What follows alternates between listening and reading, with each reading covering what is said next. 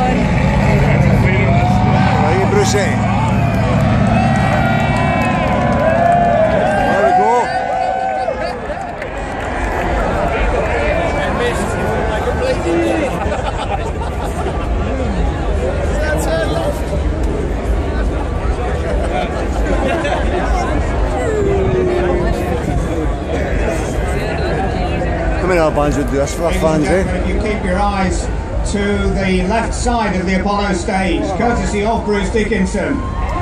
Yeah! Great War display team celebrate 100 years ago when the aeroplane first went to war.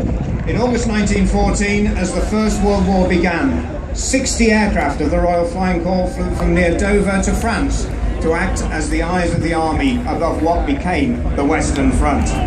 These aircraft from the Great War display team represent those early types from the Great War.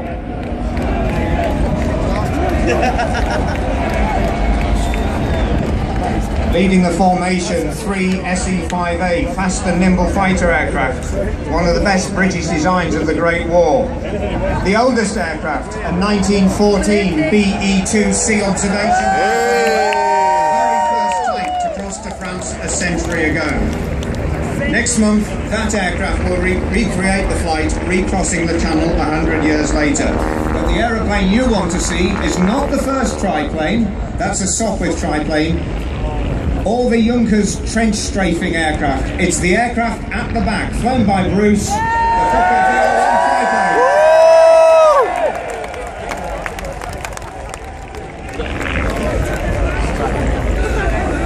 Don't crash, Bruce. And what you're set to see now is what, if you've been sat in the trenches back in the early years of the Great War, a classic World War I dogfight, as the reconnaissance aircraft, the largest of the aircraft, the second one flying around now in the display, tries to do its reconnaissance work, and the enemy forces try to prevent it getting back with the information.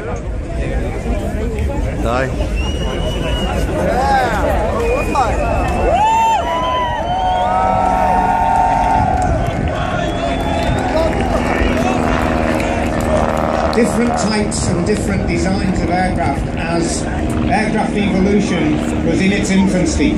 You've got the monoplane aircraft, the German Junkers, used for strafing the trenches. You've got the biplane fighters, and you've got the 2 triplane types designed to have the best turning ability and the best rate of climb. And heading towards us now, starting to turn onto the tail of one of the SE-5 fighters, is Bruce in the Fokker triplane.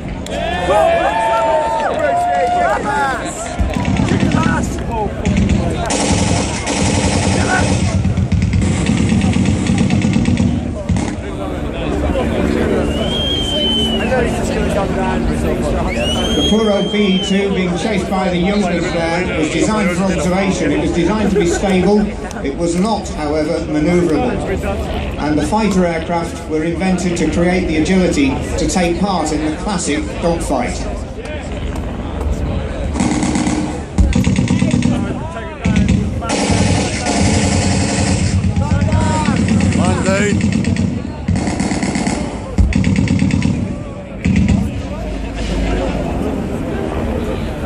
homing in on the tail of the BE-2, which now leaves smoke as one of the Junkers has it firmly in its sights. Meanwhile, higher up in the sky, Bruce in the Fokker triplane is trying to get onto the tail of one of the SE-5s, and he's having to turn now because another SE-5 was threatening to get on his tail.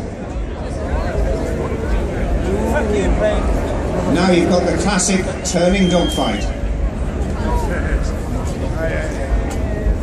Bruce is staying high. Remember the Hun in the sun? Now keep an eye on that triplane, the highest of the aircraft at the moment, as he looks out for a target and starts to dive in for the attack.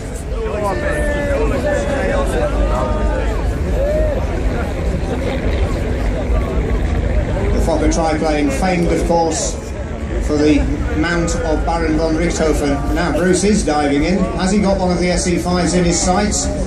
More to the point, one of the SE-5s, in fact the Sopwith triplane, now has the Fokker in its sights. Bruce is going to have to go on the defensive.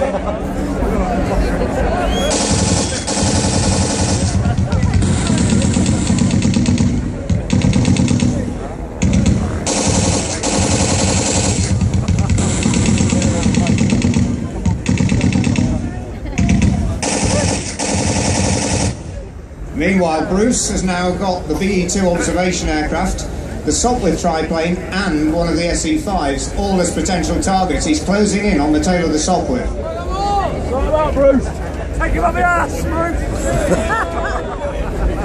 And you'll hear the sound of those very powerful engines in both the Sopwith and the Fokker triplanes that give them their speed and their agility. And Bruce is in absolutely the perfect target position.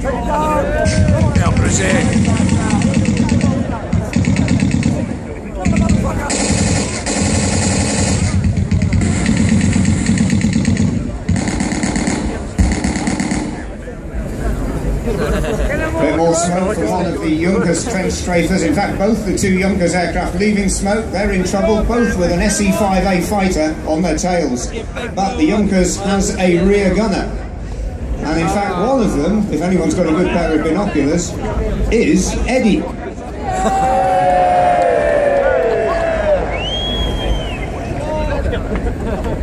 And again, we've got the two triplanes battling in the classic dogfight scenario. Bruce turning hard to try and get on the Sopwith's tail.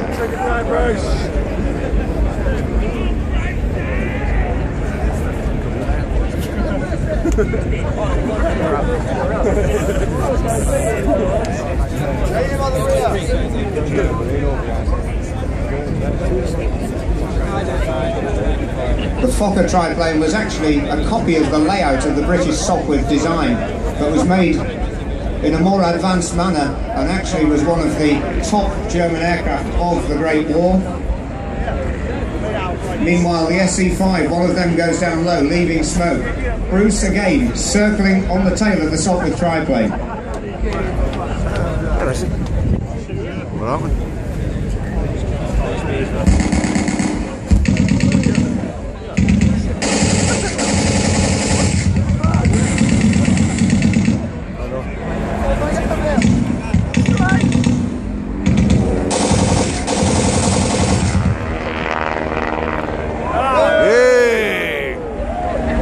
Looks like Bruce has got a hit.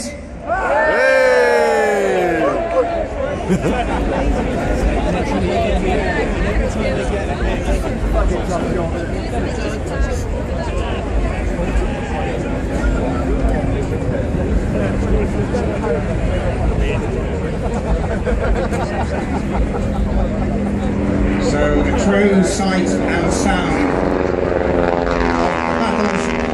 In the air above the trenches of the Western Front during the Great War. And again, Bruce turning hard, trying to get his gun sights onto the tail of the Sopwith. Now has a Junkers covering his tail, and the SE-5 is trying to manoeuvre to avoid Eddie in the gunner's seat.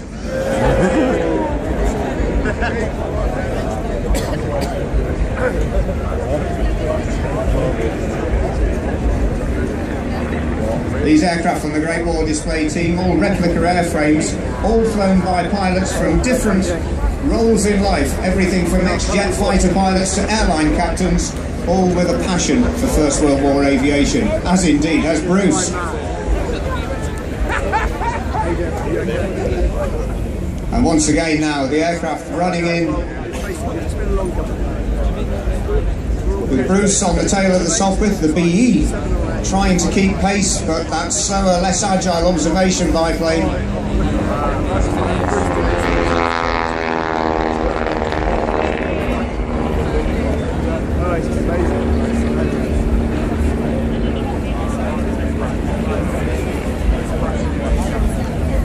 And a true sky full of aeroplanes, the average age of which is coming close to 100 years old.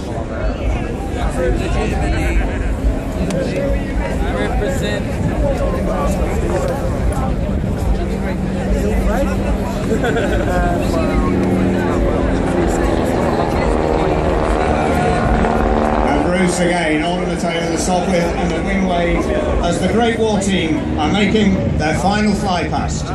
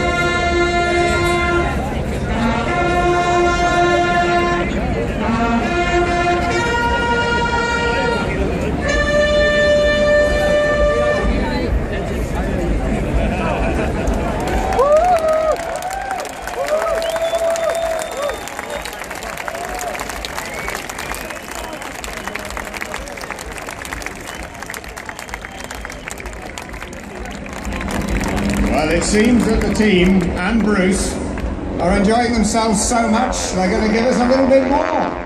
And thank you too to the band and mules of the Rifles and to the pilots of the Great War team who are giving us a first-hand memorial to the pilots who went to war nearly a century ago.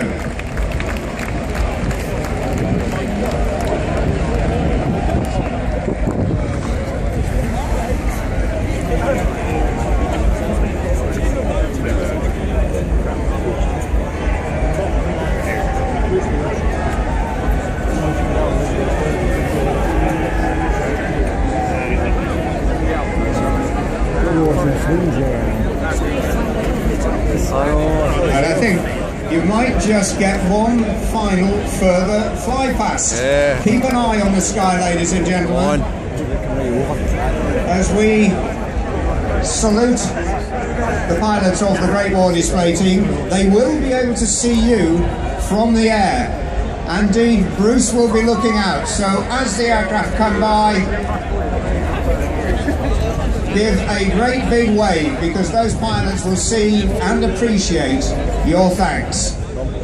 As Bruce forms up on the inside of two of the SE-5 fighter aircraft, the Fokker triplane, its distinctive shape. Give them a wave, ladies and gentlemen. Yeah!